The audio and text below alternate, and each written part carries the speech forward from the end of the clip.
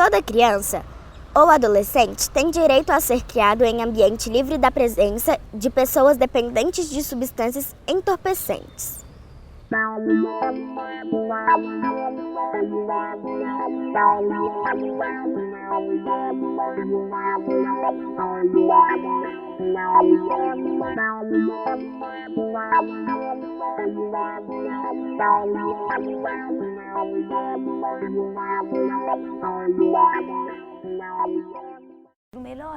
Depois de 2 filhas, ela descobriu aos 5 meses de gestação que estava grávida de um menino.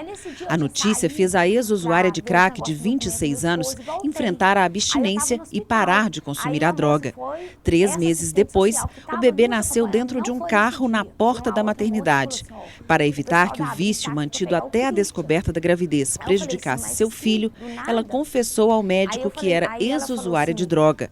10 dias depois, mesmo amamentando, ela teve o bebê retirado dos braços e encaminhado a um abrigo de Belo Horizonte. Nossa, é ruim demais. Parece que arranca um pedaço da gente, sabe? Não tem explicação. A gente tem um filho. Carrega ele na barriga, né? Tem aquele sentimento todo. A mãe sente o bebê sente a mãe. Igual ele estava comigo, eu estava no hospital com ele, eu senti que eu estava protegendo ele. E ele sentiu o meu calor, ele gostava, ele ria comigo. Depois, quando tirou ele de mim, pra mim, acabou a minha vida. Pra mim, acabou. Eu pensei assim, agora, o que eu vou fazer? O afastamento da mãe foi baseado numa orientação do Ministério Público, que em 2014 publicou 2 recomendações para as maternidades e postos de Belo Horizonte. Os documentos sugerem que profissionais de saúde e assistência social informem a Vara da Infância e Juventude a ocorrência de gestações e partos de mulheres usuárias de droga ou com dependência química.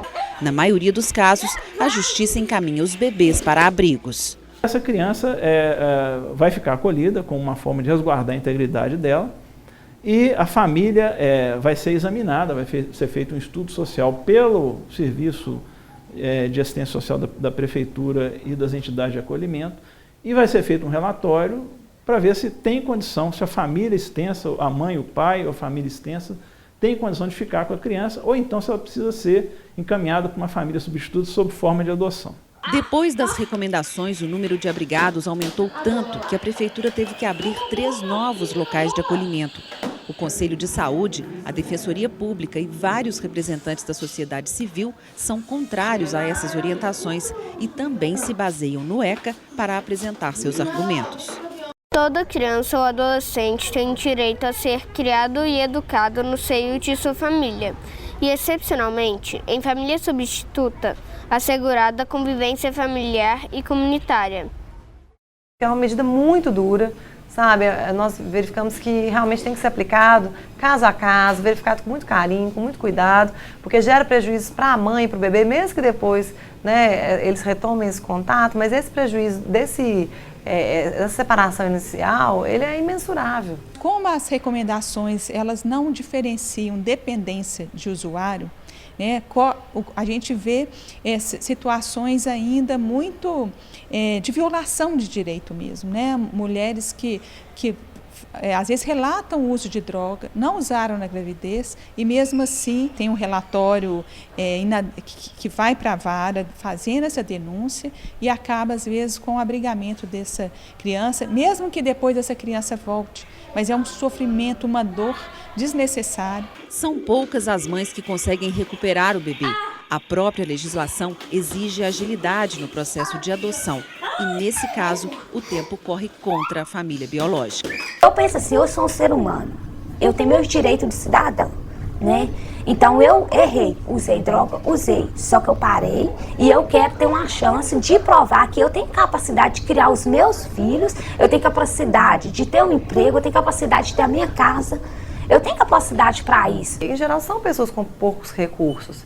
E aí vai ser analisada toda essa questão da casa, da moradia, do trabalho da pessoa. E muitas vezes a gente verifica que existe um preconceito, sabe? Que existe um preconceito assim, em todos os ramos, né, da rede. Às vezes os próprios profissionais não estão preparados para lidar com isso. E existe sempre aquele pensamento assim, mas existem tantos casais interessados em adotar, com boa condição, e essa criança não vai ter oportunidades com essa família, mas a gente tem que sempre lembrar que o ECA, né, frisa que a prioridade é a família biológica. Então, se aquela criança é filha de uma mãe que é carente, que é usuária de drogas, a prioridade do Estado tem que ser tratar essa mãe e possibilitar que a criança fique com a mãe dela. Só em último caso, se isso não for possível, é que essa criança deve ir para adoção. Dois trechos de um mesmo artigo do ECA. 2 direitos que devem ser garantidos a todas as crianças e adolescentes. Crescer junto da família de origem e viver em um lar livre de drogas. Assegurada convivência familiar. É preciso pensar, né, essa temática a partir do princípio da indivisibilidade dos direitos. Você não pode, a pretexto de proteger um direito, violar o outro direito, porque eles estão no mesmo nível. Então, esse é um tema que dá um grande debate, mas nesse caso a solução não passa pelo afastamento da criança da mãe.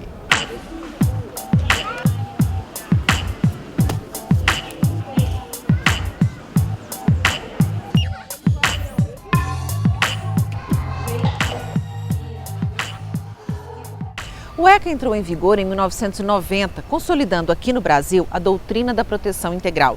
O Estatuto reconheceu que crianças e adolescentes são sujeitos que possuem uma série de direitos. A nova lei também determinou que é responsabilidade da família, da comunidade, da sociedade em geral e do poder público garantir que esses direitos sejam assegurados a todas as crianças e adolescentes.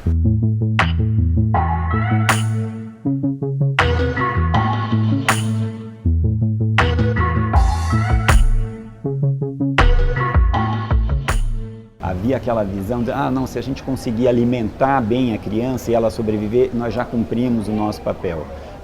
Ou então a ideia, não, se a gente conseguir dar uma escola para ela, então tá bem. Também se a gente não der, ela vai trabalhar e ela vai sobreviver do mesmo jeito. Então essa divisão que crianças pobres tinham um destino, crianças ricas tinham outro destino, essa ideia de que se o menino era infrator, ele era irrecuperável, então que ele estava perdido mesmo. Então, essas ideias foram sendo superadas e substituídas pela ideia de que todas as crianças e todos os adolescentes precisam ser protegidos em todos os seus direitos. Poder dizer o que pensa, ter a oportunidade de brincar, praticar esportes e divertir-se.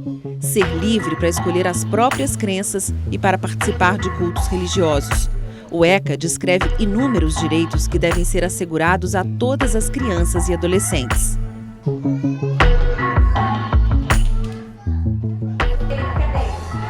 O Estatuto se tornou uma lei um pouco extensa, porque ele teve que declarar todos esses direitos, né? Então, desde o direito à vida, à saúde, que são os direitos, né, que são os direitos de partida, né, que é aí que tudo começa, até o direito à educação, ou até o direito a não ser discriminado. Por exemplo, hoje você vê toda essa discussão sobre bullying nas escolas, você vê a discussão sobre homofobia, vê a discussão sobre discriminação racial.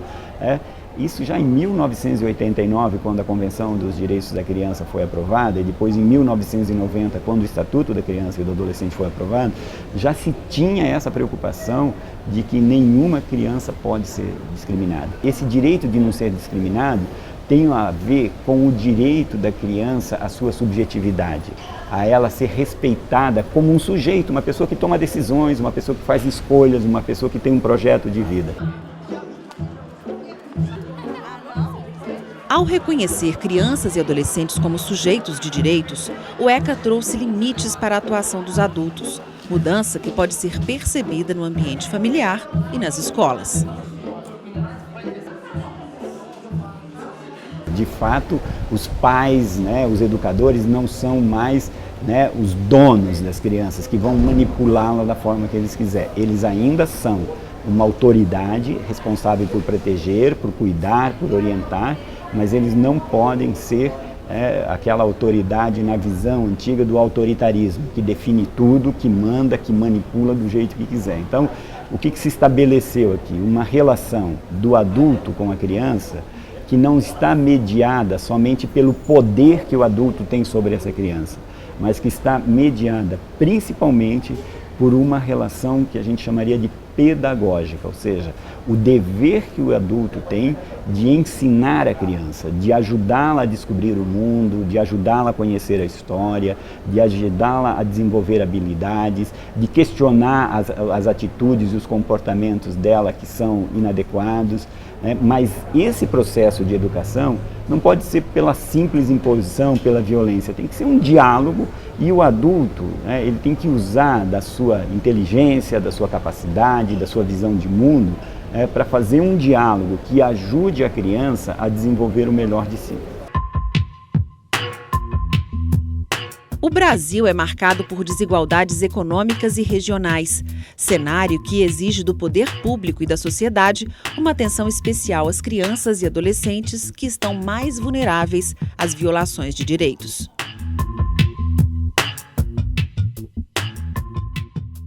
Como tratar esses direitos em situações econômicas tão diversas como há no Brasil e em regiões geográficas, inclusive, também diversas? No caso do país, esse princípio da universalidade, de que todas as crianças têm direito, ele exige um desenho das políticas sociais, de saúde, de educação, de assistência, de cultura, de esporte, que contemple os diferentes contextos e as diferentes realidades das crianças. Então, por exemplo, crianças e adolescentes indígenas, Se a gente for olhar as estatísticas, a gente vai ver, por exemplo, que uma criança indígena tem 3 vezes mais risco de morrer antes de completar 1 ano de idade do que a média nacional. Então isso é muito grave. Então o que nós precisamos? Nós precisamos um foco da política de saúde na criança indígena. Nós vamos perceber, por exemplo, que adolescentes negros, são mais afetados pelo homicídio de adolescentes, Então eles têm 3, 4 vezes mais risco de ser assassinado do que qualquer outra pessoa. Então, esses dados da desigualdade que marca a infância e a adolescência brasileira precisam ser levados em conta na hora de elaborar uma política pública.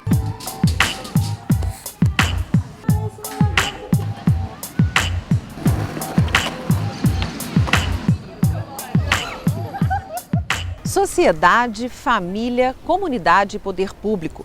Todos devem trabalhar em conjunto para assegurar a crianças e adolescentes os direitos descritos no ECA. E quando esses direitos são ameaçados ou violados, é preciso intervir com agilidade. Na próxima aula da série sobre o ECA, a gente vai conhecer como funciona a rede de proteção aos direitos da criança e do adolescente. Até lá!